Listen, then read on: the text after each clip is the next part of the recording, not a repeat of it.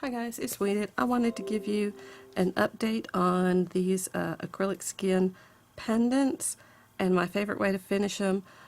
I tried just the glossy accents on the back and sticky back felt and, where is it? Right here. Silver leafing. Another one to try is regular resin or UV resin. And my favorite method by far was simply putting the glossy accents on the back. Couple things. The first few that I cut, I didn't do the nicest, neatest job, but I found I could go back and trim up with an X-Acto knife anything that I didn't particularly like. So keep that in mind. Also, these were not meant really for jewelry production. They were household decor. They weren't jewelry cabachons, so they're a little rougher. Their shape isn't uniform. So if I wanted to make really nice jewelry, and quite frankly these turned out so pretty, I do recommend you can use the household like I did, but it's also worth doing with nice cabachons as well that are made for jewelry, something that is regular in shape. So they just turned out so gorgeous that I do recommend trying it one way or another. But the glossy accents worked very well if you were worried about the back, and the more you trim, the better you get at doing it.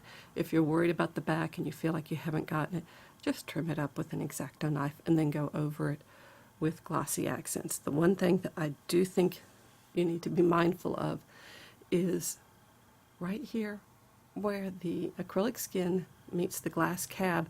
You want to seal that, okay? You don't want anything to cause you want to protect it from peeling off your glass cabochon. So I would seal it with glossy accents or resin or nail polish, whatever you're using. Go ahead and do that so that it helps the longevity for the pendant.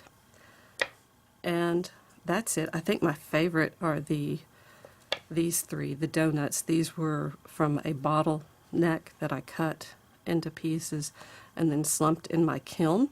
If you've got a way to do that, that's where they came from. They were very irregular, but again, I don't know, for some reason, they're just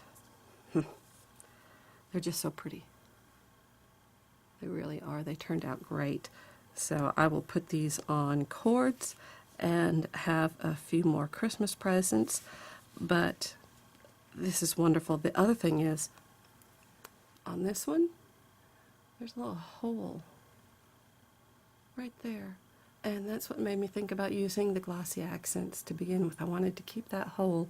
Kind of gives a focal point, especially with the way the gold is leading up to it. So I thought that was pretty cool, which is what put me on to the glossy accents. And you can use nail polish too. I used nail polish on my acrylic pour pendants that I did.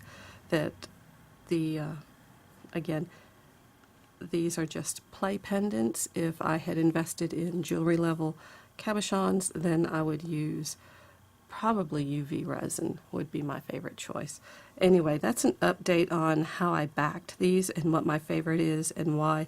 And just remember, whatever method you use, make sure you seal between the pendant and the acrylic skin to help protect that.